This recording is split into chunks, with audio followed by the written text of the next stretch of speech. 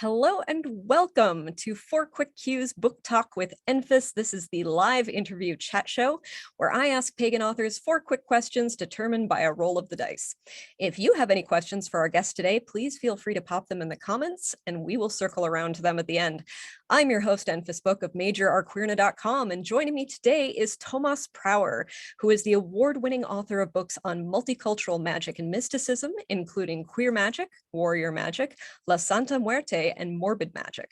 Fluent in English, French, and Spanish, he previously served as the cultural liaison between France, the United States, and various nations of South America, which allowed him to live and work all over the Western Hemisphere. Ooh, I'm jealous, including Buenos Aires, Santiago de Chile, Tijuana, Reno, Las Vegas, and the Amazon jungle. Tomás is also a licensed mortuary professional and former external relations director of the American Red Cross. Tomás, thank you for joining me here today. It's good to be here. I'm glad to be here. Yay. Have you ever been interviewed by a 20-sided dice before? I have not. I am a big TTRPG fan, so I'm very excited to have a nut D20 determine my fate yet again. Fantastic. What's your favorite tabletop system? With all my horror books, I'm a big Vampire the Masquerade fan, so that's my jam. I played a Malkavian once. I get you. Yes. And no shock there for anyone who knows me. Of course, I would go Malkavian. So anyway, tonight's dice was recently purchased at a game store in Laurel, Maryland called Third Gear Games. It is a non-binary colored dice, and this is its very first voyage here on Four Quick Cues. It has not been used on this show yet before. And I've recently started a weird tradition of asking my guests to name the dice for the duration of this show. Tomás, what would you like to name our dice tonight? I would say in honor of one of my favorite queer shows growing up, Xena, I will call it Gabby after her friend Gabrielle. Yes, friend. So Gabby's the I was dice. Also a big Xena fan. All right, Gabby, our dice. Gabby, be good to us. Let's roll some good questions here. So the format of the show is I will roll it 4 times. Each one determines which question I ask you. So roll number 1. 3. Oh, my lucky number. 3 is rave about someone else's book. What is something great you've read recently? Oh, a good one that I've read very recently was truth be told, I actually reread Christopher Penczak's Gay Witchcraft, because that was the very first, not only Llewellyn, it wasn't even Llewellyn's Wiser, it was the very first pagan book I ever read on the recommendation of one of my friends who's like, hey, you're into magic, you're gay, why don't you read this book on gay witchcraft? I've never read it, but it seems great for you. And I thought, oh, I need to check this out. And really, that was my introduction to all this before I wrote anything. So I absolutely have to rave about. It's the one that set me on my path. So if you are any form of queer, any form of ally, check out the original, the OG book of all these, Gay Witchcraft by Christopher Penczak. But the newest one I'm in love with is definitely recently came out, Storm Fairy Wolf's The Satyr's Kiss. I was just going to ask about that, yeah. It's a lot more mature. It's an adventure into the garden of earthly delights in the pagan community. It is all that to discover of what it means to be mortal and magic and the benefits and pleasures of being mortal. So check that out too. But those are my 2 recent ones. Excellent. Yeah, I have Satyr's Kiss on my shelf. I do not own a copy of Gay Magic, or Gay Witchcraft, is it? Gay Witchcraft. I need to get that. Christopher Penczak was on the show last week, and so I have the greatest respect for him and his books. They're all incredible, so I would imagine that would be no exception at all. All right, 1 question down, 3 to go.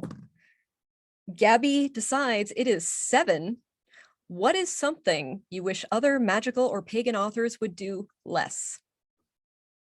Oh, just one thing? For the purposes of this interview, one thing. Yeah.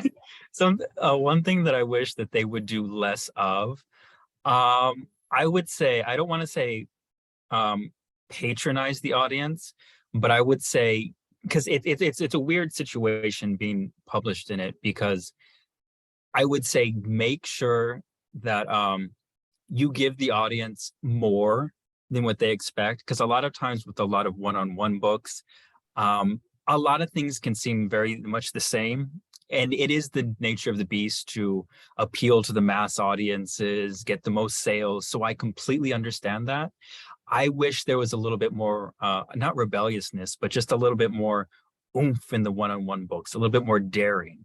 Again, I'm aware editors cut some of that out, but I would just like to see more nuances and more specificism in it. That would be my only thing. But again, being in the beast, I understand how the beast works and needs to be fed. So I get it. I get it. I have a recommendation for you that you might really appreciate. So it just came Oh, out. It is called Black Feather Mystery School, the Magpie Training. It is a curriculum that was developed with in-person folks of like 60 plus kept showing up for this week after week. And it is an intensive magical 101. It is really well written. Irene Glass and Kane Dreamwalker wrote it. They were on the show a few weeks ago too, so I'm slightly biased.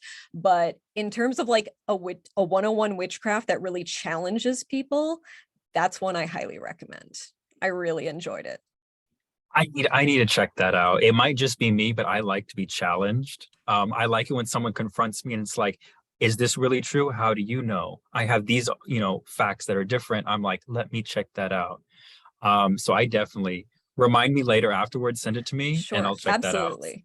Yeah, it's one that is like, if you are actually serious about walking this path, you have you have to commit to this, and it's like a regular daily practice, weekly practice. Like every lesson happens within a ritual context, and like, yeah, it's really good. I think you would really like it. So, all I right. like it already. All right, cool. So 2 down, 2 to go. Gabby, what is our next question? 4. What is a magical text you keep referring back to, and why? Ooh, I'll have to say two again because there's equal on them. The more magical witchcrafty one is, again, I know I'm tooting his horn a lot, but it's true. I have Christopher Penzak's instant magic because a lot of time it's the basics. It's all of witchcraft and magic stripped down to its basic elemental core. It takes away the pomp and circumstance. And I'm very utilitarian. So a lot of times, when I'm writing books or I'm getting into magic, I get into the pomp and circumstance because they're fun. But sometimes I need to step back and say, okay, what is the core of this? What am I really doing? What are the essentials? And so this book I look back to frequently to help keep me in check of my own going off into the razzle dazzle of it all and keeping the roots and keeping it real. So I believe it's Instant Magic by Christopher Penzak. But the other one, controversial subject, I don't know, I love Louise Hay.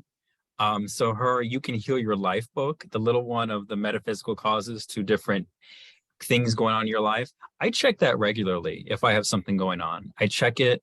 I check myself after reading that and Before find you wreck out, yourself, just important. exactly. Ain't no one want to wreck themselves, not me. So I check out the You Can Heal Your Life book by Louise Hay and Instant Magic by Christopher Panchak regularly. Awesome. Thank you so much. I love both those answers. I have Instant Magic sitting on my shelf and I haven't read it yet. So it's one I have had in my TBR stack for a while. So I'm going to bump that up in the stack on your recommendation. I knew it would be great because it was Christopher Penzak, but I didn't have the full scope of what it was about. I forget. I think I got it from someone who was like purging their library of a bunch of stuff. I don't know. Like they had to move and they didn't have room for books. So they got everything on ebook and gave away the print stuff. So lucky me. All right, we have one more question. Gabby, our dice of the evening, the non-binary D20. What is our final question? Number 1. This is the critical fail question, which is tell us about a magical mistake you've made and what you've learned from it. Oh, so many. I think the best storytelling one for that is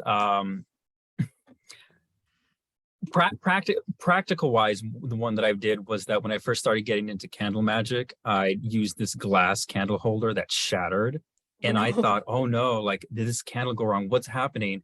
And I had glass on my floor, on my carpet floor for a while, which was not the business.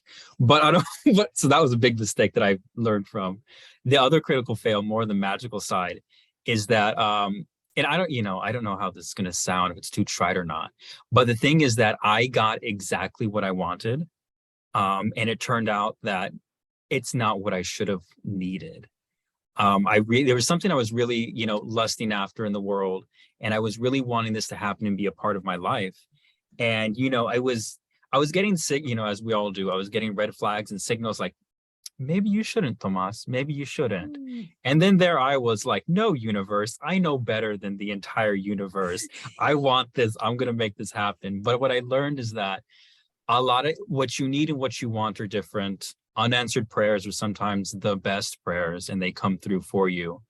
And yeah, if you have to move heaven and earth to make something very specific that's not essential happen, maybe that's a lot of universal pushing that is going against you, and things are actually working out just fine in ways that you can't see if only you were a bit more patient. There's a number of stories, like in my early years of first getting to witchcraft, first getting into magic, of like, you suddenly have all this power and you realize the totality of possibilities you have. And so you start going a little crazy with it, like, I could do this, and I'll make this happen. And I realized, no, the universe is pretty much in control. The earth and the sun are exactly where they need to be in orbit to make life happen. So I've learned to back off since then, but I've had a number of, I got exactly what I wanted. And oof, I wish I didn't want that. I wish I'd been more specific or less specific, or both at the same time. Awesome. Well, thank you so much. I forgot, I have your books stacked up over here and forgot to show them at the beginning. And so I want to do that real quick because the covers are absolutely fabulous. So Queer Magic, LGBT plus, spirituality and culture from around the world. I just reviewed this on Major Arqueerna. I'm going to drop that link in the show notes. TLDR, loved it. I am not a person who reads a ton of history or anthropology, but I found it so compelling. Like the style in which that is written is like an ongoing story. And I couldn't put it down. I think I read it in like 2 days. It was fantastic. So thank you for that. The one I'm in the middle of right now is La Santa Muerte, Unearthing the Magic and Mysticism of Death. I didn't have the subtitle memorized on that one, but this one is also fantastic. I'm about a third of the way in, and again, total page turner, absolute page turner. And Warrior Magic, which I have not yet read, but justice, spirituality, and culture from around the world, extremely relevant for today's world. So those are the book, and you have one more that we listed in the beginning. Which one was that? I'm sorry, the notes are not right in front of me at this moment. Oh, it's all right. That one is Morbid Magic, Death, Spirituality, and Culture from Around the World, about what do other cultures think about the afterlife? What's on the other side? How do you communicate with the ancestors? How has it been since time in different cultures, and just the interconnectedness with the beyond and how we've done it. That's super cool. What I really find fascinating is that the depth and complexity of the research that goes into each of these books, like especially Queer Magic, I can't even imagine managing the scope of that project. Like, we're going to look through all history all throughout the world and talk about queer people's role in it in various kinds of spirituality. Like, that could have been this thick or many, many volumes, but it doesn't feel like an abstract. It doesn't feel like the really quick version of it. It feels like you give depth and nuance to every single little piece in there. And that is a skill few have. It's one of the things I also appreciate about Courtney Weber's books, because like embracing the complexity and the things we don't know, along with telling a cohesive narrative, is such a tricky thing. So thank you. I'm impressed. I appreciate that you're impressed. I mean, that's very humbling. I don't know what to say to that, but I'm a super skeptical person, so I like to load my stuff with, when someone writes something, it's like, how do they know that? Are they making that up? I'm like, these are the receipts. These are the academic things. Yep. Yes, so I'm big on that. I'm kind of similar in that way as well. Yeah. I was like, I have moments where I'm like, did I over footnote my book? Maybe not. I don't know. But speaking of your fantastic books, I need to take a moment to see if we have questions from the chat. If you would like to spend a moment talking about your books or an upcoming project or an event or anything you'd like the audience to know, feel free. And audience, I'm about to drop a bunch of links into the comments while he does that. Yes, the recent baby Warrior Magic is, as you said, it's turning out to be, unfortunately, super timely and hitting the zeitgeist. Because originally I started writing that before 2020, and then 2020 happened and continues to happen over and over again. But I would say this book, if I'm going to promote one, not just because it's new, it's the book, we need to be out there fighting the good fight. We've had too much of, love and light. Let's just make peace happen. The trajectory of the entire universe is going to bend towards justice naturally. But the law of entropy, things fall apart if not tended to. And this book is how our ancestors have overthrown regimes throughout the world, the magic and spirituality of battle deities, of justice deities. It can be done. It can be done again. There's evidence. Here it is. Here's how they done it. Here's ways people around the world are still doing it within our communities. Let's get it done. So it's probably the most aggressive book I've ever read, but these are aggressive times, and it's a time to use our temper, not just lose our temper. Anger is energy that can be channeled into magic. Exactly. So if you're angry Very and potent. you're looking for things to do, War Magic's probably very timely if you know. I know a lot of people who would absolutely love to read that, so I can't wait to dive in myself and recommend it to everyone. I'll recommend it like unread because I've read your other two of your other books and they're fabulous, so I can't imagine this is any exception. But yeah, that's fantastic. And thank you for writing such an important and timely subject for folks. All right. So there are no questions in the chat, which is okay. But I wanted to first thank you so much for being on the show. I want to do what I forgot to do in last week's show and tell you who the upcoming guests are. So we have next week on June 6th at 8 p.m. Eastern, 5 p.m. Pacific, we have Mara Starling, who wrote Welsh Witchcraft, which is a phenomenal, again, has that gift of like taking some really deep, nuanced, and sometimes tricky to find information and telling the complexities while also telling a good cohesive narrative. Loved it. Also, June 29th, Jane Meredith, who has written tons of books, including one that's coming out next month from Llewellyn called Falling Through the Tree of Life, Embodied Kabbalah. And I'm super stoked about it. I got to read an early copy. It's fantastic for people who really like to embody and feel their magic. It is a stellar read. Also on July 6th, we have Amy Blackthorn, who wrote Blackthorn's Protection Magic, A Witch's Guide to Mental and Physical Self-Defense. Talk about timely, also really important topic. And July 27th, we have Victoria Ratchkey, who has written many series of fiction books, including On the Knife's Edge, Our Lady of the Various Sorrows, Book of the Dead, and Mermaids, Werewolves, and Witches, Oh My. So that's going to be a really fun one. And also hosts the Witchlit podcast, which I highly recommend. So Tomás, thank you so much for being here today. And folks who are watching at home, thank you for joining us as well. If you are watching this after the fact on YouTube, I will be putting show notes in what the Green Brothers always call the doobly-doo, the description part. You can find links to find more of Tomás's work around the internet. And I hope everyone has a really great evening. Thank you so much for joining us.